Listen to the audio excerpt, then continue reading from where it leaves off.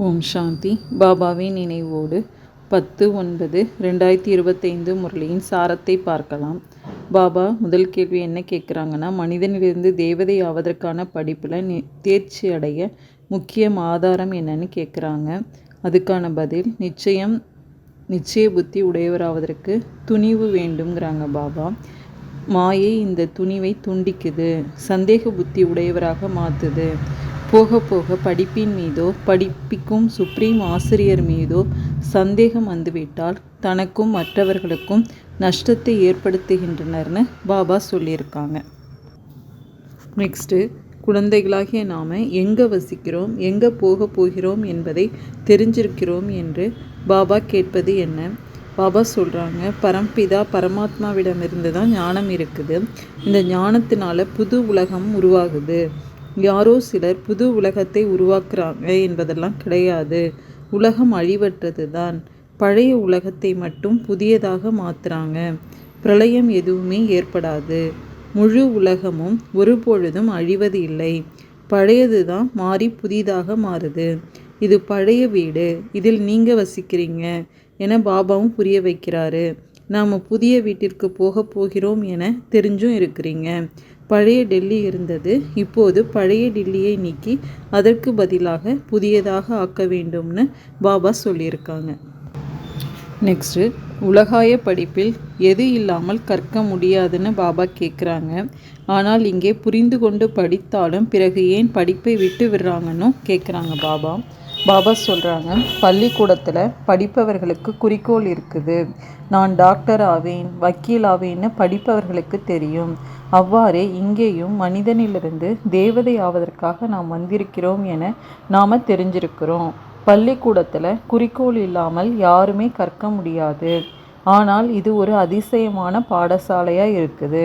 சிலர் குறிக்கோள் புரிந்து கொண்டு படித்தாலும் பிறகு படிப்பை விட்டு விடுறாங்க. இது தவறான படிப்புன்னு புரிந்து கொள்கிறாங்க. இது குறிக்கோளே அல்ல. இப்படி ஒரு பொழுதும் இருக்க முடியாது. படிக்க வைப்பவர் மீதே சந்தேகம் வந்துடுது. அந்த படிப்பிலோ படிக்க முடியவில்லை, அதாவது பணம் இல்லை, தைரியம் இல்லை என்றால் படிப்பை விட்டு விடுகின்றனர். வக்கீலுக்கான படிப்பே தவறு, படிக்க வைப்பவரே தவறு என கூற முடியாது. இங்கே மனிதர்களுக்கு அதிசயமான புத்தி இருக்குது. படிப்பில் சந்தேகம் வந்தவுடன் இது தவறானது, பகவான் படிக்க வைக்கவில்லை, ராஜ்யம் முதலானவைகள் கிடைப்பதில்லை, இவை அனைத்தும் கட்டுக்கதைகள்னு சொல்லி மனிதர்கள் சொல்லிடுறாங்கன்னு பாபா சொல்லியிருக்காங்க. நெக்ஸ்ட்டு, இங்கே எதற்கான தைரியம் தேவைன்னு பாபா கேட்குறாங்க. பாபா சொல்கிறாங்க, நிறைய பேர் படித்து கொண்டிருக்கிறாங்க. வக்கீலுக்கு படித்து படித்து பாதியிலேயே விட்டு விடுறாங்க. மற்றவர் படித்து வக்கீலாகி விடுறாங்க. சிலர் படித்து தேர்ச்சி அடைந்து விடுறாங்க. சிலர் தோல்வி அடைந்து விடுறாங்க. பிறகு சிலர் ஏதாவது குறைந்த பதவி அடைகிறாங்க. இதுவோ பெரிய பரீட்சையாக இருக்குது. இதில் மிகுந்த தைரியம் தேவை. முக்கியமாக நிச்சய புத்திக்கான தைரியம் தேவைன்னு பாபா சொல்லியிருக்காங்க. நெக்ஸ்ட்டு, இங்கே எப்படிப்பட்ட புத்தி உடையவர்களெல்லாம் வருகின்றார்கள்னு பாபா கேட்குறாங்க. பாபா சொல்கிறாங்க, படிப்பதற்காக நிறைய பேர்லாம் வர்றாங்க.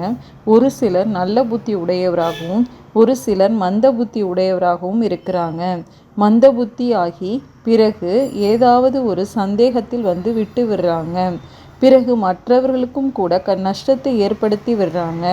சந்தேக புத்தி அழிவை ஏற்படுத்தும்னு சொல்லப்படுது.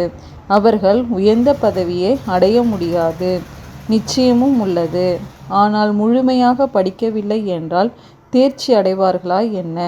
புத்தி எந்த வேலைக்கும் உதவாததாக ஆகிவிடுது. தாரணையே ஏற்படுறதில்லைன்னு பாபா சொல்லியிருக்காங்க.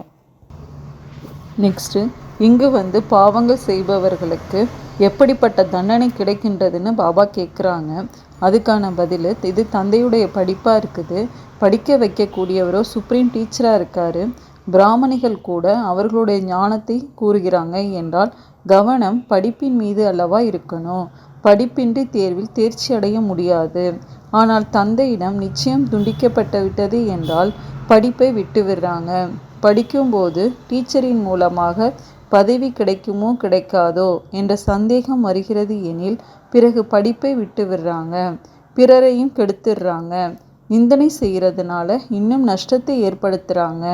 மிகுந்த நஷ்டம் ஏற்படுது. ஒருவேளை இங்கு யாராவது பாவங்கள் செய்தால் அவங்களுக்கு 100 மடங்கு தண்டனை ஏற்பட்டு விடும்னு தந்தை சொல்கிறாரு. நிறைய பேரை கெட்டவங்களா மாற்றுறதுக்கு ஒருவர் நிமித்தமாக ஆயிடுறாங்க.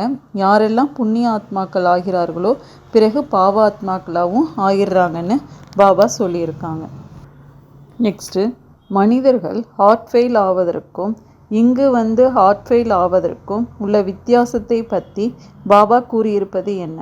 பாபா சொல்கிறாங்க, மனிதர்கள் ஹார்ட் ஃபெயில் ஆகுறாங்க எனில் சென்று மறுபிறவி எடுத்துடுறாங்க. இங்கு ஹார்ட் ஃபெயில் ஆகுறாங்கன்னா அசுர சம்பிரதாயத்தில் சென்றுடுறாங்க.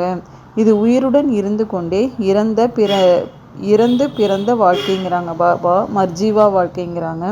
புது உலகத்திற்கு செல்வதற்காக தந்தையினுடையவர்களாக ஆகுறாங்க. ஆத்மாக்கள் போகும் இல்லையா? ஆத்மாக்களாகிய நாம் இந்த சரீர உணர்வை விடும்போது இவர்கள் ஆத்ம உணர்வுடையவர்கள் என புரிந்து கொள்ளுவாங்க. நாம் ஆத்மாக்கள் வேறு பொருள், உடல் வேறு பொருள். ஒரு உடலை விட்டு மற்றொரு உடலை எடுக்கிறோம் என்றால் கண்டிப்பாக தனிப்பட்ட பொருள் இல்லையான்னு நாம் புரிந்திருக்கிறோம்னு பாபா சொல்கிறாங்க. நாம் எதை எழுதி போடலாம்னு பாபா கேட்குறாங்க. பாபா சொல்கிறாங்க, பழைய உலகம் மற்றும் புது உலகம் இரண்டின் சக்கரமும் உங்கள் முன்பு இருக்குதுங்கிறாங்க பாபா. பழைய உலகம் ராவணராஜ்யம் ஒழிக, புது உலகம் ஞான மார்க்கம் ராமராஜ்யம் வாழ்க என நீங்கள் எழுதலாம்ங்கிறாங்க பாபா.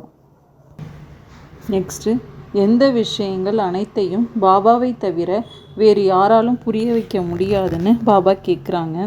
பாபா சொல்கிறாங்க, முதல்ல பூஜை ஆரம்பமாகும்போது பெரிய பெரிய வைரத்தாலான லிங்கங்களை உருவாக்குறாங்க. மிகவும் மதிப்புடையதாக இருந்தது என்றால் பாபா எவ்வளவு பணக்காரராக மாற்றியிருக்கின்றார் அல்லவா? அவரே சுயம் வைரமாக இருக்கிறார் என்றால் ஆத்மாக்களையும் வைரம் போன்று மாற்றுகிறார் என்றால் அவரை வைரமாக உருவாக்கி வைக்க வேண்டும் இல்லையா? எப்போதும் வைரத்தை நடுவில் வைக்கின்றார்கள். புஷ்பராகம் போன்றவற்றுடன் வைத்தால் அதற்கு மதிப்பு இல்லை. ஆகவே வைரம் நடுவில் வைக்கப்படுது. இவர் மூலமாக 8 ரத்தினங்களின் வெற்றி மாலையின் மணிகள் உருவாகிறாங்க. அனைத்தையும் விட அதிகமான மதிப்பு வைரத்திற்கு தான். மற்றவர்கள் வரிசை கிரமத்தில் உருவாகிறாங்க. பாபா தான் உருவாக்குகிறார். இந்த விஷயங்கள் அனைத்தையும் பாபாவை தவிர வேறு யாராலும் புரிய வைக்க முடியாதுன்னு பாபா சொல்கிறாங்க. நெக்ஸ்ட்டு, யாருடைய அதிர்ஷ்டத்தில் இல்லையோ அவர்கள் கர்மம் எப்படிப்பட்டதாக செய்கின்றார்கள்னு பாபா கேட்குறாங்க. பாபா சொல்கிறாங்க, சிவபாபாவிற்கு பாபா என்கிறாங்க என்றால் அவரை ஒரு பொழுதும் விடக்கூடாது. பிறகு அதிர்ஷ்டம் என்கிறார்கள். யாருடைய அதிர்ஷ்டத்தில் இல்லையோ பிறகு கர்மமும் 100 மடங்கு தண்டனை அடையும்படி செய்கிறாங்கங்கிறாங்க பாபா. புண்ணிய ஆத்மா ஆவதற்காக முயற்சி செய்து பிறகு பாவம் செய்கிறதுனால 100 மடங்கு பாவம் ஆயிடுது. பிறகு இடையிலேயே நின்று விடுறாங்க. வளர்ச்சி அடைகிறதே இல்லை. 100 மடங்கு தண்டனை சேருவதால் நிலைமை சக்தியானதாக இருப்பதில்லை. யாரால் நீங்கள் வைரமாக மாறுகிறீர்களோ அவர் மீது ஏன் சந்தேகம் ஏற்படணும்? ஏதாவது காரணத்தினால் பாபாவை விட்டார்கள் என்றால் துர்பாக்கியசாலி என்பாங்க. எங்கிருந்தாலும் பாபாவை நினைக்கணும்னு பாபா சொல்கிறாங்க. நெக்ஸ்ட்டு, மிகப்பெரிய துர்பாக்கியசாலியை எங்கே பார்க்கலாம்னு பாபா கேட்குறாங்க. பாபா சொல்கிறாங்க, பக்தி மார்க்கத்தில் புதிர் விளையாட்டில் குழம்புவது போல குழம்பி இருக்கிறாங்கங்கிறாங்க பாபா. யாருக்கும் வழி கிடைக்கவே இல்லை. அனைவரும் மாயாவின் ராஜ்யத்தில் மாட்டிக்கொள்கிறாங்க. பிறகு தந்தை விடுவிக்கிறாரு. சிலருக்கு விடுதலை பெற விருப்பமே கிடையாது. பாபா என்ன செய்வார்? ஆகையினால மிகப்பெரிய துர்பாக்கியசாலியை பார்க்க வேண்டும் என்றாலும் இங்கே பாருங்க. யார் படிப்பை விட்டு விடுறாங்களோ அவர்களே சந்தேக புத்தி உடையவராகி பிறகு பிறவி எடுக்கும் தன்னையே கொலை செய்து கொள்கிறாங்க. அதிர்ஷ்டம் கெட்டுவிட்டால் இப்படி நடக்குது. கிரகச்சாரம் பிடிப்பதால் வெண்மையாக மாறுவதற்கு பதிலாக கருப்பாக மாறிடுறாங்கன்னு பாபா சொல்கிறாங்க. நெக்ஸ்ட்டு, யார் அநேக வித சக்கரங்களில் இருந்து விடுபட்டு இருப்பார்னு பாபா கேட்குறாங்க. பாபா சொல்கிறாங்க, யார் சதா சுயதர்ஷன சக்கரதாரியாக இருக்கிறாரோ அவர் மாயாவின் அநேக வித சக்கரங்களில் இருந்து விடுபட்டு இருப்பார். ஒரு சுயதர்ஷன சக்கரம் அநேக வீண் சங்கல்பங்களை அழித்துவிடும், மாயாவை விரட்டிவிடும். அதற்கு முன்னால் மாயா நிற்க முடியாது. சுயதர்ஷன சக்கரதாரி குழந்தைகள் சதா நிரம்பியவராக இருக்கும் காரணத்தினால அசையாது இருப்பார்கள். தன்னை செல்வ வளம் மிக்கவராக அனுபவம் செய்வார்கள். மாயா காலி செய்வதற்கான முயற்சி செய்யுது. ஆனால் அவர்கள் சதா எச்சரிக்கையாக விழிப்புடன் சதா ஒளிரும் ஜோதியாக இருப்பார்கள். எனவே மாயா அவர்களை எதுவுமே செய்ய இயலாது. யாரிடம் கவனம் என்ற காவலாளி விழிப்புடன் இருக்கிறாரோ அவர்தாம் சதா பாதுகாப்பாக இருப்பார்னு பாபா சொல்கிறாங்க. நெக்ஸ்ட்டு, நம்முடைய வார்த்தை எந்த மாதிரியாக இருக்க வேண்டும்னு பாபா கேட்குறாங்க. உங்கள் வார்த்தை அந்த மாதிரி சக்திசாலியாக இருக்கணுங்கிறாங்க பாபா. அதில் சுப மற்றும் சிரேஷ்ட பாவனை நிறைந்திருக்க வேண்டும்னு பாபா சொல்லியிருக்காங்க. நெக்ஸ்ட்டு, உண்மையான உள்ளத்தினர் உண்மையான பிரபுவை திருப்திப்படுத்தும் காரணத்தினால எந்த ஆசீர்வாதங்களை பெறுறாங்க அப்படிங்கிறாங்க பாபா. பாபா சொல்கிறாங்க, சக்திசாலி நினைவுக்காக உண்மையான உளப்பூர்வ அன்பு இருக்கணுங்கிறாங்க. உண்மையான உள்ளம் கொண்டவங்க வினாடியில் பிந்து ஆகி பிந்து ரூப பாபாவை நினைவு செய்ய முடியும். உண்மையான உள்ளத்தினர் உண்மையான பிரபுவை திருப்திப்படுத்தும் காரணத்தினால பாபாவின் விசேஷ ஆசீர்வாதங்களை பெறுறாங்க. இதன் மூலம் சகஜமாகவே ஒரு சங்கல்பத்தில் நிலைத்திருந்து ஜுவாலா ரூபத்தின் நினைவை அனுபவம் செய்ய முடியும். சக்திசாலி வைப்ரேஷன்களை பரப்ப முடியும்னு பாபா சொல்லியிருக்காங்க. அச்சா, ஓம் சாந்தி.